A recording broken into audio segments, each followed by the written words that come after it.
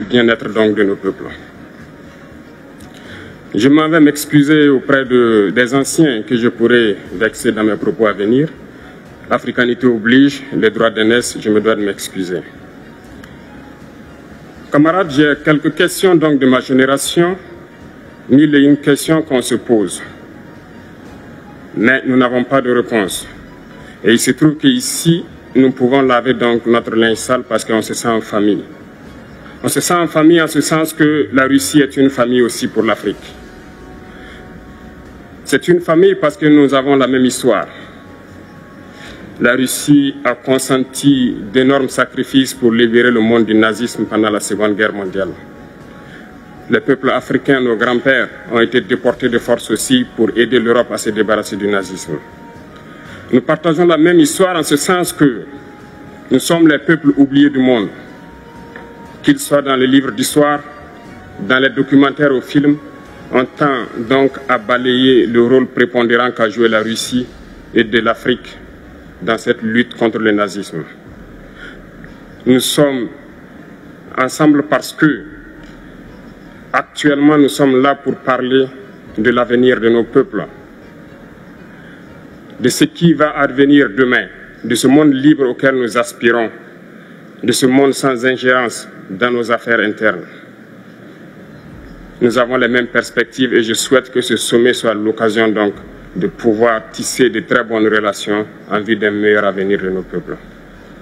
Les questions que mes générations se posent sont les suivantes, si je peux me résumer, c'est de ne pas comprendre comment l'Afrique, avec tant de richesses sur notre sol, avec une nature généreuse, de l'eau, du soleil en abondance, l'Afrique est aujourd'hui le continent le plus pauvre. L'Afrique est un continent affamé. Et comment se fait-il que les chefs d'État traversent donc le monde à mendier? Voici des questions que nous nous posons et que nous n'avons pas de réponse jusque-là. Nous avons l'occasion de tisser de nouvelles relations. Et j'espère que ces relations puissent être les meilleures pour donner un meilleur avenir à nos peuples. Ma génération me charge aussi de dire que, par ce fait de pauvreté, ils sont obligés de traverser l'océan pour essayer de rallier l'Europe. Ils meurent dans l'océan.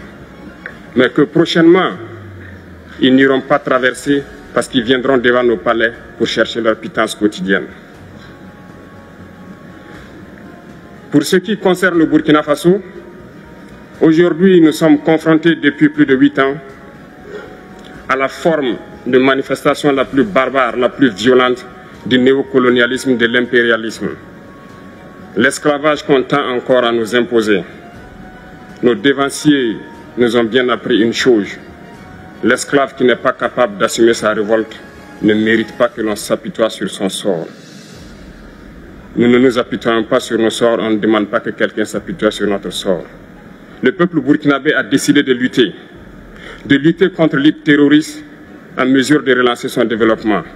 Dans cette lutte, des vaillants peuples, des vaillantes populations se sont engagées à prendre les armes face au terrorisme, ceux que nous avons affectueusement appelés les VDP, des volontaires. Nous sommes surpris de voir les impérialistes traiter ces VDP de milices et de tout type.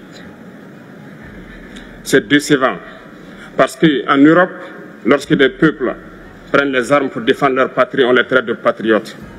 Nos grands-pères ont été déportés pour sauver l'Europe. Ce n'était pas avec leur consentement, contre leur gré. Et bien au retour, on se rappelle bien qu'à Tiaroy, lorsqu'ils ont voulu revendiquer leurs droits élémentaires, ils ont été massacrés. Cela ne fait rien donc. Lorsque nous, peuple, nous décidons de nous défendre, on nous traite de milices. Mais là n'est pas le problème. Ce qui est le problème, c'est de voir des chefs d'État africains qui n'apportent rien à ces peuples qui se battent, mais qui chantent la même chose que les impérialistes en nous traitant de milices, en nous traitant donc d'hommes qui ne respectent pas les droits de l'homme. De quels droits de l'homme parle-t-on? Nous nous offusquons contre cela et c'est honteux. Il faut que nous, chefs d'État africains, nous arrêtons de nous comporter donc en marionnettes qui dansent à chaque fois que les impérialistes tirent sur les ficelles. Hier, le président Vladimir Poutine a annoncé donc l'envoi de céréales en Afrique. Nous sommes bien contents. Nous lui disons merci pour cela. Mais aussi, c'est un message passé à nous, chefs d'État africains, Parce qu'au prochain forum, nous ne devrons pas venir ici sans avoir assuré, pour ceux qui ne connaissent pas la guerre, l'autosuffisance alimentaire de nos peuples. Nous devons prendre l'expérience de ceux qui ont pu déjà atteindre cela en Afrique, tisser de bonnes relations ici et tisser de meilleures relations avec la Fédération de Russie pour pouvoir assouvir les besoins de nos populations. Je ne serai pas peut-être long, le temps imparti est très court. Nous sommes obligés de nous arrêter à un moment donné. Mais je voudrais terminer en disant que nous devons donc rendre hommage à nos peuples qui se battent. Gloire à nos peuples, dignité à nos peuples, victoire à nos peuples. La patrie ou la mort, nous vaincrons. Merci, camarades.